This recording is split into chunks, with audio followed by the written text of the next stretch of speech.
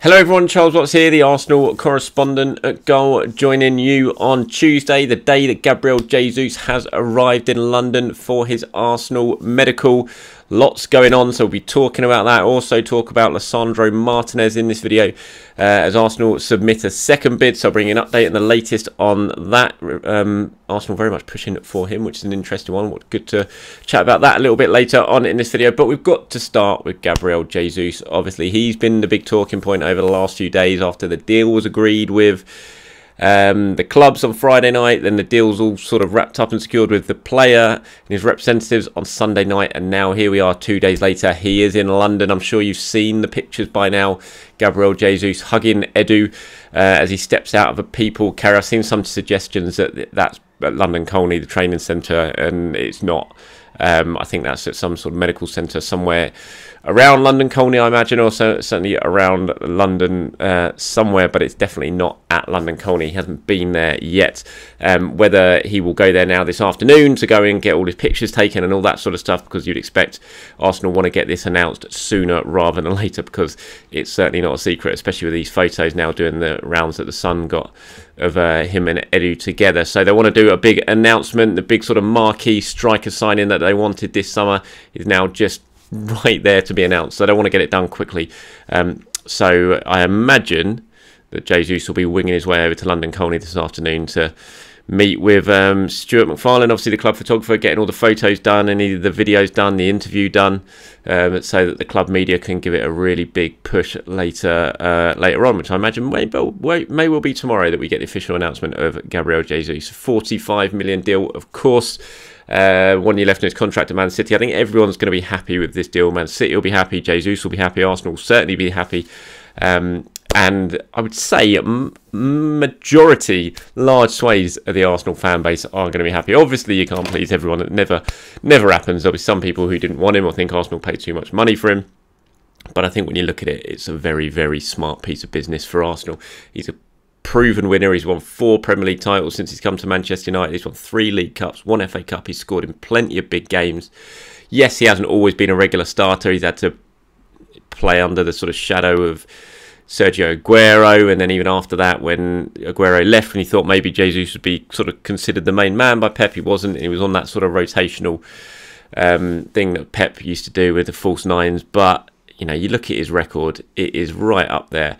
When he starts, it's got a great record. I think it's averaging a goal involvement every 1.7. No, I can't remember what the stat is. 170 minutes, 130 minutes, something like that. But basically, it's like the 7th best in Premier League history since the Premier League began in 1992-93. And yes, he's been playing in a brilliant Manchester City side that create an awful lot of chances. But even so, you've still got to take chances, and you've still got to set them up. And he's done just that. And I'm really excited about it. I think it's going to be a fantastic signing for Arsenal. I can't wait to see how it is announced tomorrow. Well, I'm saying tomorrow. That's when I'm presuming. It might not be, so don't take that for certain with me, but just the fact that he's here now, he's London. We've seen the pictures of him and Edu. It's yeah, it's a good day, exciting day, and I can certainly see by looking at social media how excited pretty much everyone is about getting this deal done for Arsenal. It's a 5-year contract, of course. Number 9, we think.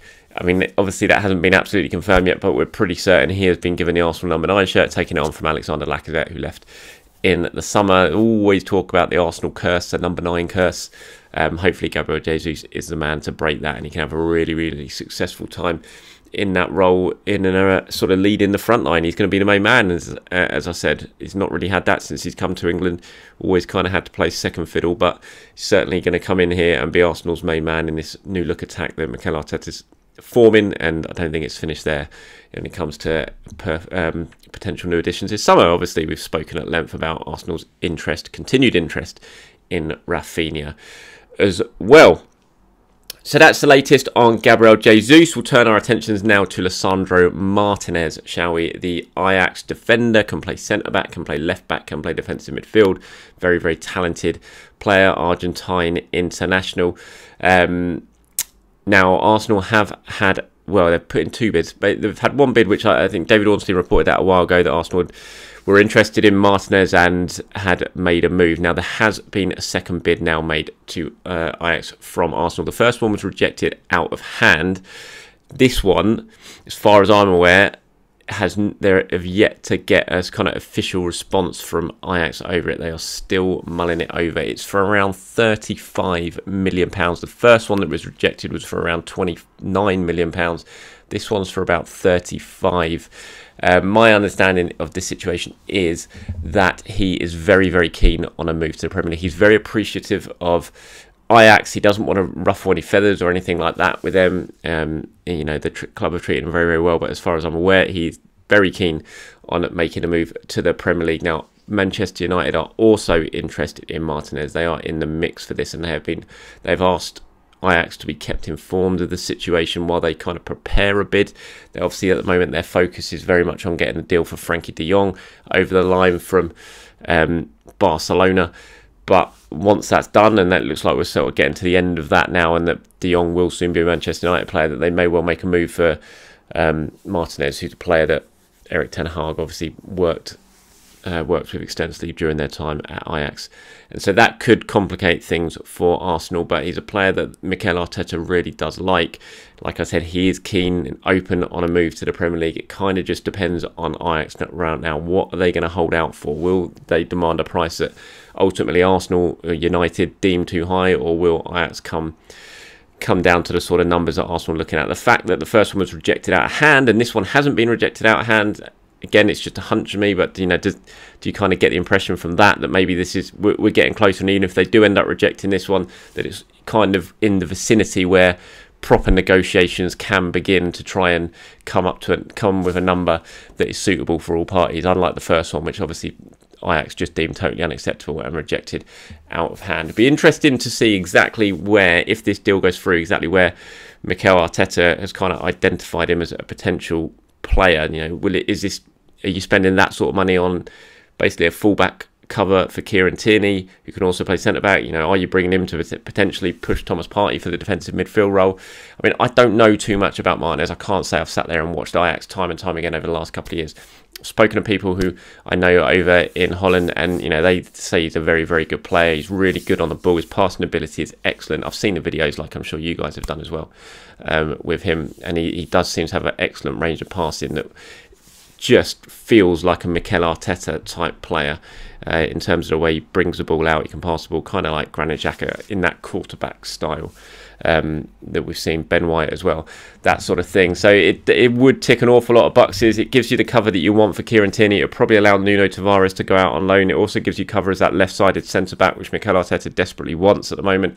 And it also gives another option to come in for Thomas Partey if Thomas Partey gets injured, which we know, as much as we don't want it to happen, we know it has happened a fair few times since he's been at Arsenal. Hopefully it won't happen again.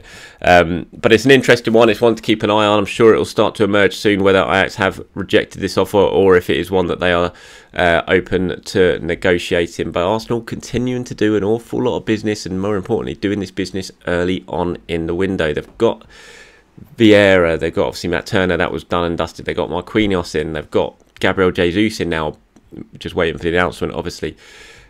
Bidding for Martinez, bidding for Rafinha. They're trying to get everything done early. You think those two players, Rafinha and Martinez, that could potentially be it if they get that in. That's your business done. If they could try and wrap them up, ideally in the next, before they go off to the United States tour, which is understandably what Mikel Arteta will be pushing for. He'll want them all on board so that they can have as long with them as possible in pre-season. And you know, it'd just be ideal, and it'd just be such good preparation, especially after the nightmare preparation Arsenal had for last season. If they could sort of flip that on the head this time and go into that game against Brentford with pretty much, you know, an absolute settled squad, not having to do too much else in the transfer market other than you know, sort of shifting players, which we know they have to do. It would be an ideal summer, and Mikel Arteta will no doubt be very, very happy. One player who potentially could still be an option is Youri Tielemans. Obviously, we've reported an awful lot of times Arsenal's interest in Tielemans. We know he's a player that has been very, very high up on their list for some time now. Talks going on with his agents for a long time. As I reported a while ago, last week I think it was, Arsenal have stepped back a little bit when it comes to Tielemans. All their focus has been on the other deals, the other ones that they're really trying to get done now. So in attack, Rafinha, Gabriel Jesus, obviously. Lisandro Martinez in defence, we know that. But in midfield, they're not quite so concerned at the moment because of the options that they've got, and they've got Vieira in, obviously, which was a big boost, a surprise boost to the midfield addition, and so they kind of feel like they're pretty well equipped at the moment. And with Tielemans, it's just because of all that, they've kind of cooled it a little bit. But it's one they could revisit towards the end of the window once they get all the deals done and they see what happens in terms of potential outgoings. You know, say someone comes in for Granit Xhaka, for example, between now and the end of the window, which I'm not saying it will happen, but it could do. I thought there was a good chance he might end up at Roma. That's not going to happen because of Nemanja Matic going there. But someone else could come in for Granit Xhaka, and if it did happen, then that's where potentially you could go in for Youri Tielemans and look to get this deal done. So I wouldn't totally rule out Tielemans at the moment, but it is just, as I said, they've kind of taken a step back from that as we speak to focus on getting all these other deals done, which they are really pushing forward on now. And you know, touch wood, they could well have another one through the door by tomorrow officially in Gabriel Jesus, and then we'll wait and see what happens with Martinez and Rafinha. But the fact that they're making bids for these players as well as getting other deals done, it's doesn't really feel like Arsenal, does it, at the moment? It feels a little bit different. I mean, let me know what you guys think of the window so far. You know, it wasn't too long ago when Tottenham was signing Basuma that Arsenal Twitter and Arsenal social media was an absolute meltdown over a perceived lack of action from Arsenal, and at the time I said you just got to be a little bit patient. It is going to come. All the word coming out from Arsenal was they were going to be busy in this transfer market, and now we're seeing it just within a couple of weeks how everything has flipped on its head completely, and Arsenal are getting business done, and significant business done as well early on in the window, and it's just lifted the mood of everyone. I sort of go back to that time when Tottenham signed Basuma, and you sort of gauge the mood of social media then, and then you gauge it now, and it's just absolutely flipped on its head. And that's why I just think sometimes when you're on your computer, when you're seeing other teams making these signings, yes, it can be frustrating at times, but you just got to take a little step back and think, you know what, there's still an awful lot of this window to go. We're still very early on in the transfer window, and I don't think any of us now can sit there really complaining about the work that Arsenal are doing. Before I go, just a little heads up for you. I don't know what time you're going to be watching this video at, but if it's after 4 o'clock and you don't know about it, or if it's before 4 o'clock and you haven't heard about this, then that is the time, UK time, 4 o'clock, that the first trailer for Arsenal's Amazon series, All or Nothing, is going to be released. So keep your eyes peeled for that one. I think we're all intrigued to see exactly what this behind-the-scenes documentary is going to showcase of Arsenal's season. Last season, unfortunately, obviously, it's going to finish with disappointment because of Arsenal missing out on the Champions League.